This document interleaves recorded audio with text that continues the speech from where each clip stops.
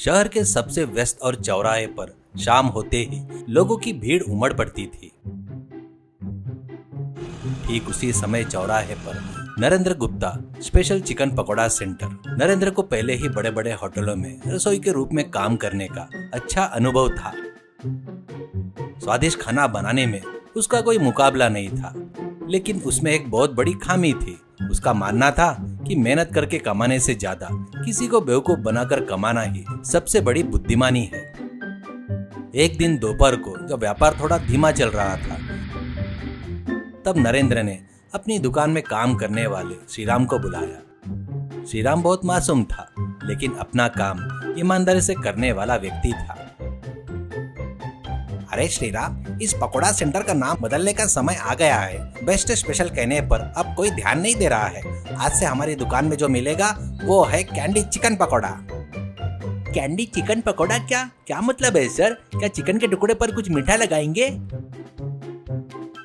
नरेंद्र जोर से हंसते हुए, अरे पागल, मीठा नहीं रे। लोग जुबान से ज्यादा आंखों को दिखने वाली दिखावटी को ज्यादा अहमियत देते हैं। हर पकोड़े के टुकड़े में एक प्लास्टिक की तीली चुबाकर उसके ऊपर चमकने वाले रंग पोतेंगे। वो रंग देखते ही लोग बच्चे लेकर आकर टूट पड़ेंगे। अंदर छोटा सा टुकड़ा रखकर ऊपर बेसन की परत मोटी कर देंगे, रेट डबल कर देंगे।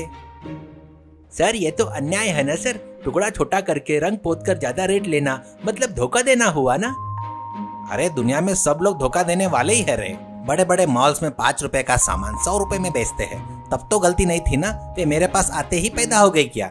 मैं जो कह रहा हूँ वो कर। चिकन के टुकड़े को बहुत छोटा काट कर बेसन में अच्छी तरह डुबो कर ऊपर आकर्षक रंग पोतना मेरी जिम्मेदारी है। नरेंद्र के कहे अनुसार पकोड़ा सेंटर का बोर्ड बदल गया। रंग बिरंगी बिजली की रोशनी के बीच में वो कैंडी चिकन पकोड़ा सेंटर जगमगा रहा था।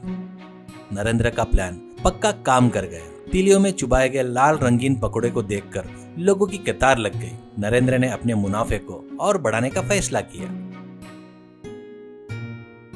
श्रीराम, हमारा मुनाफा और बढ़ना चाहिए। कल से अच्छी क्वालिटी का तेल इस्तेमाल करने की जरूरत नहीं है। होटल में इस्तेमाल करके फेंके गए तेल को सस्ते में खरीदेंगे और इस पकोड़े के आटे में थोड़ा ज्यादा खाने का सोडा और नमक डाल देंगे। तब लोग खाएंगे। चिकन ना होने पर भी कोई ना कोई स्वाद आ जाएगा। श्रीराम अंदर ही अंदर बहुत दुखी होता है। उसने विनती करते हुए कहा, सर, वो तेल इस्तेमाल करेंगे तो लोग की सेहत खराब हो जाएगी। छोटे बच्चे भी शौक से खा रहे हैं ना सर, करके गुजारिश करता है। लेकिन नरेंद्र ने उसकी एक न सुनी और श्रीराम को गालियां दी। कुछ दिन बीत गए। पकोड़े का रंग और भी गहरा हो गया। वे पकोड़े की तरह नहीं बल्कि रंग बिरंगे खिलौने की तरह दिख रहे थे। एक शाम नारायण मिश्रा नाम का एक व्यक्ति वहां पर आया। वह दिखने में काफी गंभीर और प्रतिष्ठित लग रहा था, लेकिन उसकी आंखें में एक तरह की शक्ति थी। नारायण ने एक प्लेट कैंडी चिकन पकोड़े का ऑर्डर दिया। नरेंद्र ने अपनी पूरी चापलूसी दिखाते हुए बोला, सर, ये हमारा स्पेशल आइटम है। शहर में और कहीं नहीं मिलेगा। आप जैसे वीआईपी लोगों के लिए खास तौर पर बनाया गया है, ऐसे कहता है। नारायण ने उस पकोड़े को हाथ में लेकर ध्यान से देखा। वो रंग उसकी उंगलियों पर चिपक रहा था। उसने एक टुकड़ा खाया, मुंह सिकोड़ा और नरेंद्र की तरफ गुस्से से देखा। क्या है ये? इसे चिकन पकोड़ा कहते हैं क्या? इसमें चिकन कहाँ है? मैंने जो खाया है वो सिर्फ सोडे वाले आटे का गोला है और ये रंग तो बहुत ही भद्दा और खतरनाक है। इसे खाकर कोई जिंदा रहेगा क्या? ऐसे कहता है। तो नरेंद्र हकलाते हुए, अरे सर, आप साधारण पकोड़े के आदी होंगे। ये आधुनिक पकवान है। डॉक्टर कहते हैं कि टुकड़ा छोटा हो तभी सेहत के लिए अच्छा होता है, इसलिए हम अंदर छोटे टुकड़े रखते हैं। मुझे पागल मत बनाओ। मिलावटी रंगों का इस्तेमाल करना अपराध है। इस तेल की बदबू सूंघते ही समझ में आ रहा है कि इसे कितनी बार उबाला गया है। ग्राहक को इस तरह धोखा देना सही नहीं है। ठीक उसी समय और एक ग्राहक गुस्से से भागते हुए आया। उसके हाथ में एक मेडिकल रिपोर्ट थी। अरे नरेंद्र, कल तुम्हारे पकोड़े खाने के बाद मेरे बेटे को रात भर उल्टियाँ हुई। अस्पताल में ले गया तो उन्होंने बताया कि फूड पॉइजनिंग हुई है। तू जो परोस रहा है वो चिकन है या जहर है? अभी तेरी दुकान को आग लगा दूंगा, देख। दुकान के पास लोगों की भीड़ जमा हो गई। सभी लोग नरेंद्र से सवाल जवाब करने लगे। श्रीराम डर के मारे एक कोने में खड़ा हो गया।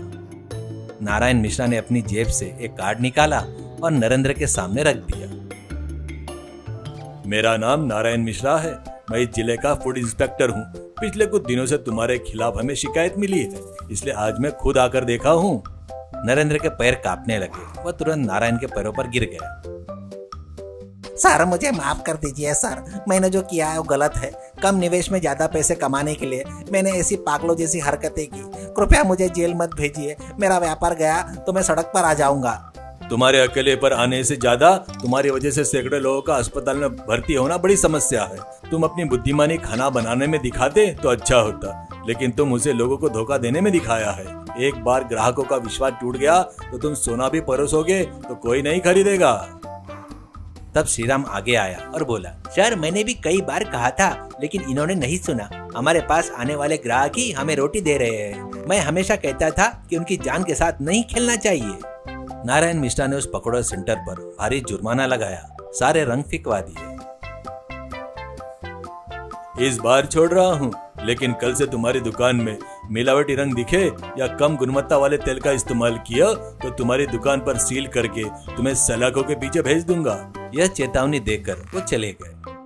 अगले दिन से नरेंद्र पूरी तरह बदल गया। कैंडी चिकन पकोड़े का बोर्ड हटाकर नरेंद्र ईमानदार पकोड़े का बोर्ड लगा दिया। रंगों का इस्तेमाल करना छोड़ दिया। हर पकोड़े में बड़ा चिकन का टुकड़ा रखकर अच्छी क्वालिटी का मूंगफली का तेल इस्तेमाल करना शुरू किया।